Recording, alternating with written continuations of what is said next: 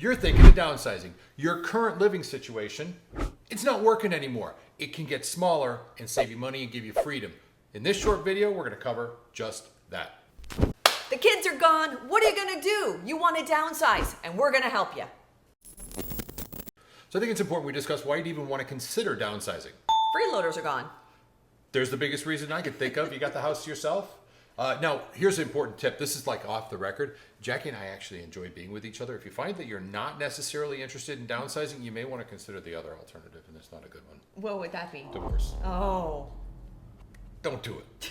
Stick it out. Because remember, now comes freedom. You can have wine at 2 in the Are afternoon. you serious? You were actually suggesting divorce? No, I'm suggesting that at 2 in the afternoon you can have a glass of wine because there's no kids here to judge you. So do whatever you want to do. So here's a fun fact. Builders are now, they've stopped building McMansion houses. You all know what those are. Those are those big, huge box houses that they build all the time. They're so ugly. Oh, they're horrible. It's just like a Monopoly house, pretty much. Well, they started that in 2005 when the market was all wonky, and they're like, oh, we build as big as we possibly can. You have no yard. You got a huge house. It's got 1 million garages. It's got 17 bedrooms. That doesn't work for us. You know what we need? Space. Not from each other. Come back in there.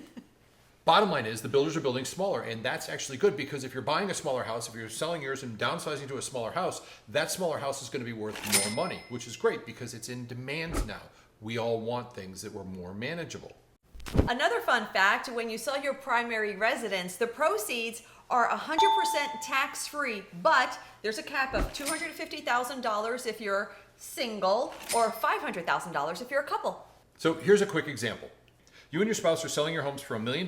You purchase the property for $400,000, so you have net proceeds of $600,000.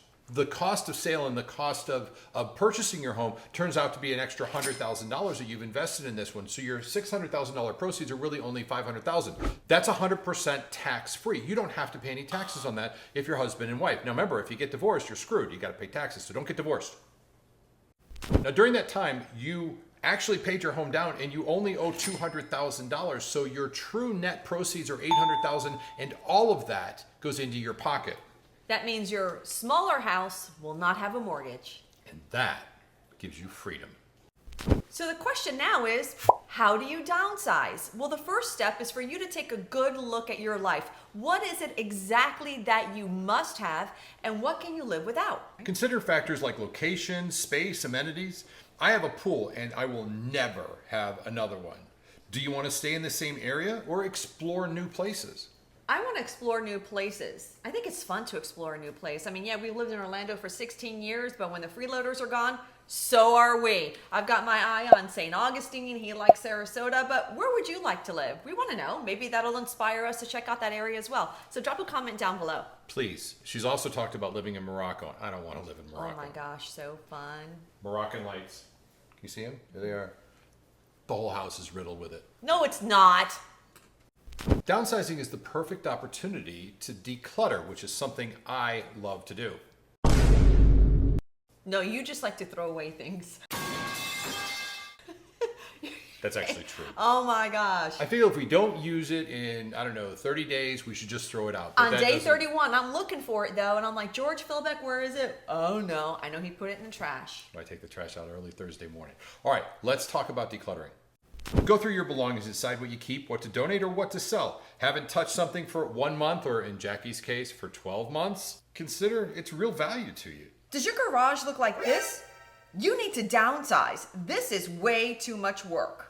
Do you need a big couch? Or do you really want two lazy boys to kick back and watch a cool TV show? You can do whatever you want at this point. Downsizing is looking at everything. This is my dining room table. It's way too big for what we're going for. We don't entertain that much that we need 12 seats at our table. But it holds all of my Amazon boxes. Just shoot me. Seriously, we're never downsizing. We'll be paying this mortgage forever. Remember, the freeloader stuff too, that can all go in a box. And that actually brings us to the next topic. Start thinking about digitalizing everything. What's a digitalizing? It's where you digit it. Huh?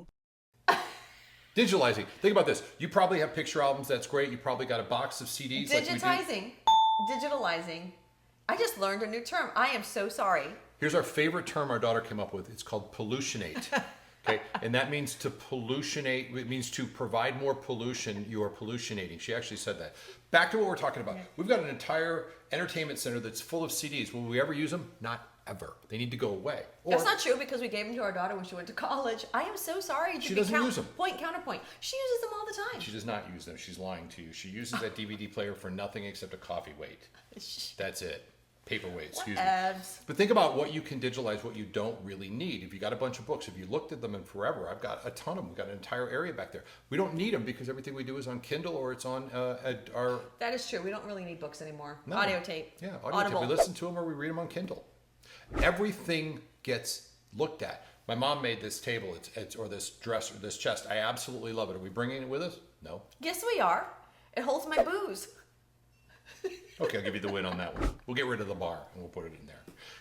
Everything should be looked at. Think about this. If you could take your entire house and you could put it into a house that's maybe half the size, less cleaning, right? A lot less cleaning, Huge. yes. Less dirt, less debris, less crud. Gentlemen, fair warning. You You minimalist. only get a half a closet at this point because they're going to take everything, and that's okay. But think of the freedom you have. Being able to, imagine you and I, what we want to do. We want to be able to turn the key, turn off the house, take Scotch the Wonder Dog, put him in the back of the car, and we're out for 3 weeks or a month. You can do that, but you're going to have to downsize to do it. You know, we get it. Downsizing can be very emotional, especially when you lived in a house for 16, 30, 40, 50 years. So you really need to lean on your friends and your family who can help you through that transition. And speaking of leaning on, we added a video at the end, which is going to play in just a couple of seconds. It's our suggested video on how to sell your home for the top dollar for the most amount of money. Now, also, before you watch that, though, I want you to consider, you may want to consider renting your property and have it be an income-producing property for you. That's an option as well. If you can do that and not have a mortgage on your other home, Win-win. win-win, you're in a good place. That's it for Jackie and I. Bye.